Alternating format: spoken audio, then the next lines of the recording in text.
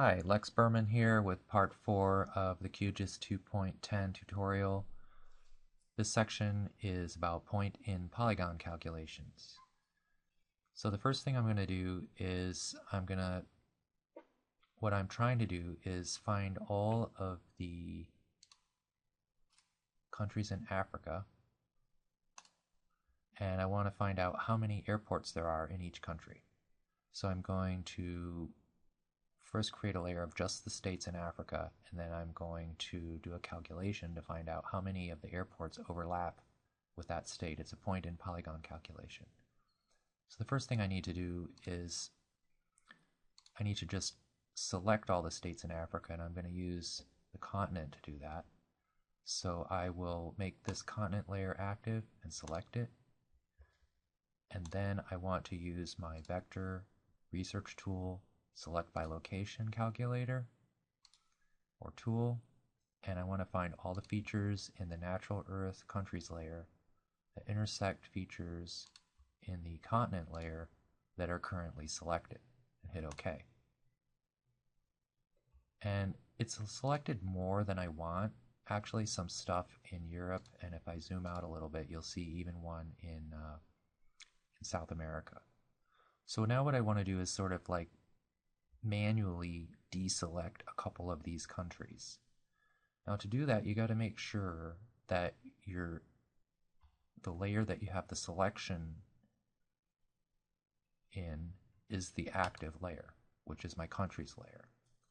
And now I want to deselect a couple of the countries, and the way I'll do that is go to the select tool, and I'll hold down the control key and click on one of these countries like France. And you see France turns off, and then I'll do Spain. By the way, the one in South America was part of France. I'll turn to Spain, do Portugal, and that's about what I want. I just want these African countries. So I'm okay with this.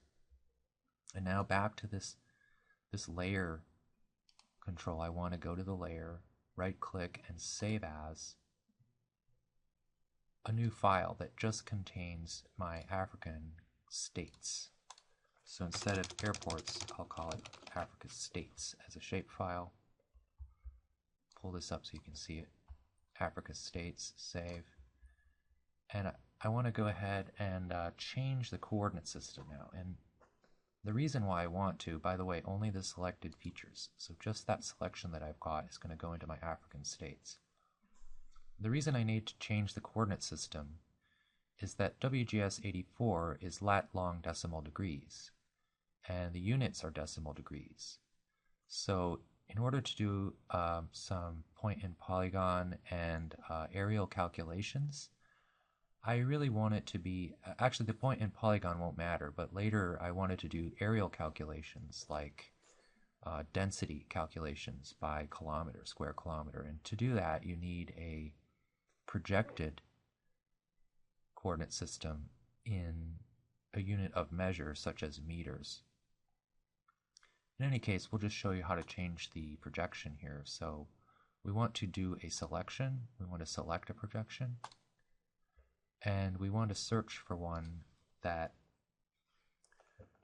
we can see in the list here, but if I wanted to search for it, I could look for the Gall stereographic projection 54016. It's a spherical, it's not a spherical projection, it's a world projection. So this is the one I want, 54016. And if you look in the definition at the bottom, and you look around for units, you'll see that it's in meters. Unit equals m meters, that's fine. And also it's just a great projection. So let's go ahead and save that. Now I've got my African states saved in this projection, the selected features, okay. There they are. Now they look the same because our project is actually in the original projection of WGS 84. See? But I can change that now to this. I can choose this Gall stereographic, which is in meters, and say apply. Okay. And now you see it's this beautiful so-called Peters-Gall stereographic projection. And there it is.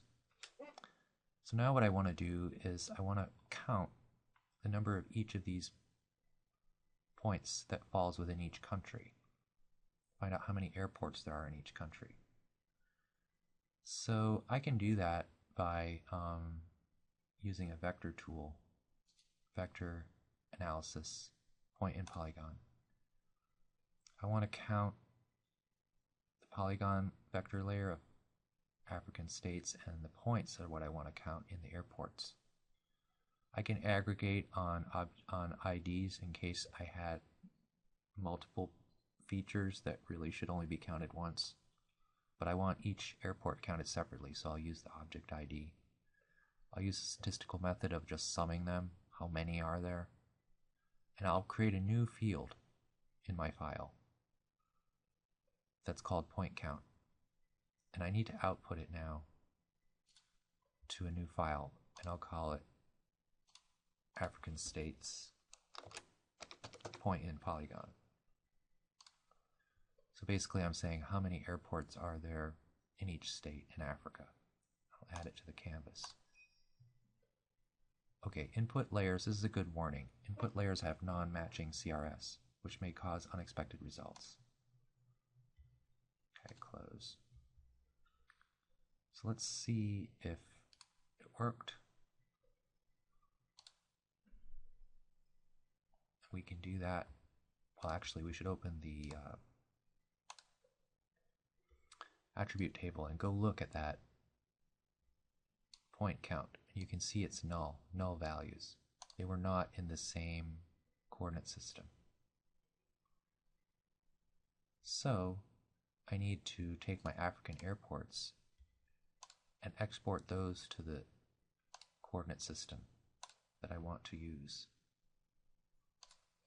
That's going to be airports in Gaul. Projection. Change it to that other projection.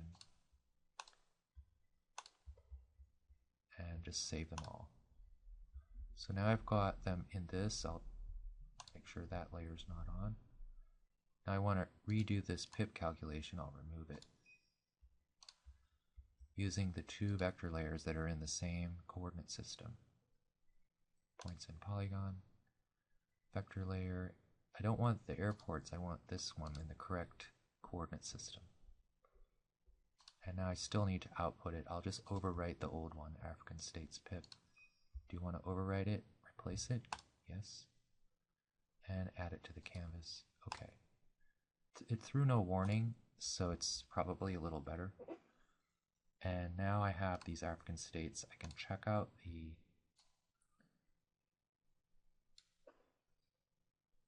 attribute table and see that the point count actually has some values. I've got 26, I've got 1 and 2 and so on. Now I can actually do a nice properties and style, and I can go and change it to a graduated symbol set. And choose the column containing the values, the point count, and I could do equal intervals if I want and just classify that.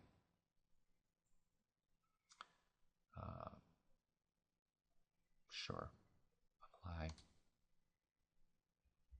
Oh no, classify, there it is. So it's from white to blue, apply. And if I look at that, it shows that South Africa by far has the most airports, and these have very few. But there's no way to distinguish in the classification that I used between those middle values. I'll try maybe Jenks, I think is a better case for this. And you still see the highest, but you see a little bit of differentiation perhaps, depending on your classification system. So what we've done is just gone from a scatter of points to knowing the number of them per country, which we could actually label if we like. We could create a label based on that point count value. And the text could be actually, say, yellow, and the buffer could be black. And a little bit larger than this. Make the text larger as well. You can see it changing. This is what it'll look like on the top. It's kind of nice. So you can actually see the values here. There's like 91 airports in South Africa. and so on. There's 48 in Algeria, 24 in Madagascar. So this just gives you an idea of how to use the point in polygon tool, and a little bit about reprojection and how geoprocessing does not work if you have two layers that you want to process that are not in the same projection.